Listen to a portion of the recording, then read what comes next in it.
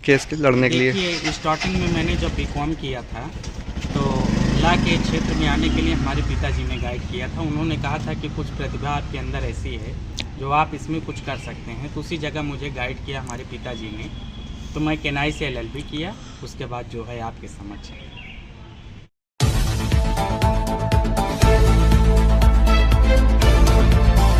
भैया क्या परिचय है आपका? अंकुर पांडे एडवोकेट, सिविल कोर्ट सुल्तान।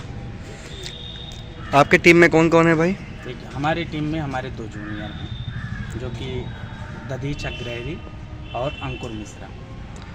जिस अभी जो केस आप लड़ रहे थे जी जी 354 जी 9/10 पास्को का, जी। इसमें क्या था, कैसे था क्या? देखिए, इसमें 354 और स्टार्टिंग में इसको 11/500 में लगाया गया था, जी चूँकि 11/500 में maximum punishment 5 year minimum 3 year होता है।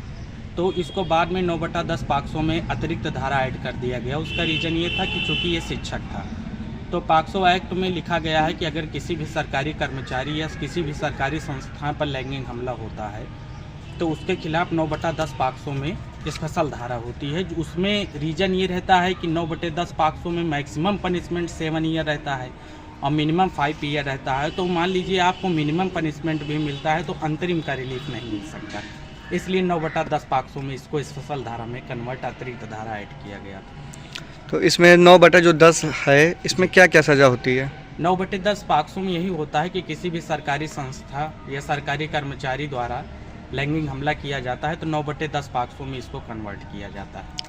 जैसे 11/12 था जी, तो इसको 9/10 में किया गया था, तो इसमें दोनों में डिफरेंट क्या है केस में? डिफरेंट यही है इसमें, क्योंकि 11/12 में आपको मैक्सिमम पनिशमेंट 5 ईयर है, मिनिमम 3 ईयर। अगर मान लीजिए आपको मिनिमम 3 ईयर की सज़ा होती है तो उसमें आपको अंतरिम बेल मिल जाता है जिससे जेल नहीं जाना पड़ता है। और लेकिन अगर 11/12 में 9/10 पॉक्सो में ही अगर आपको पनिशमेंट मिनिमम भी कर दिया जाता है तब भी जेल जाना पड़ेगा, क्योंकि उसमें मिनिमम पनिशमेंट 5 ईयर।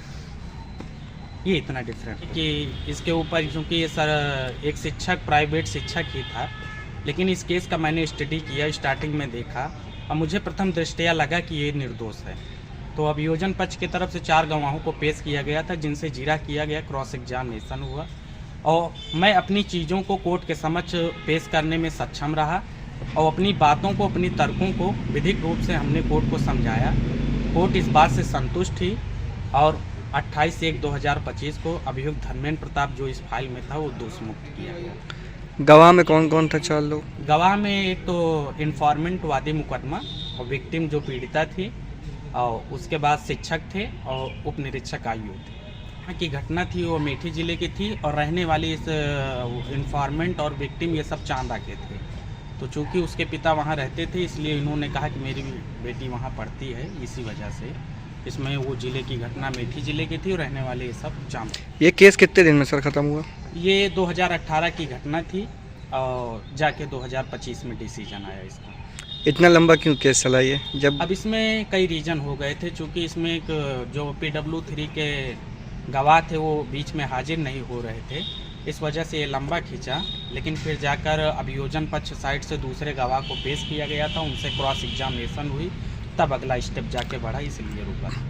गवाह अगर हाजिर नहीं होता तो उस पर क्या कोई धारा लगती है या कुछ कार्रवाई? प्रोसीजर होता है, जैसे आप गवाह नहीं हाजिर हो रहा है तो उसके लिए भी सम्मन जाएगा, BW जाएगा, NBW जाएगा, सारी प्रोसीजर जो अभियुक्त के लिए होता है कोर्ट में हाजिर होने के लिए, वही फिर एविडेंस पेश करने के लिए गवाहों के लिए भी होता है।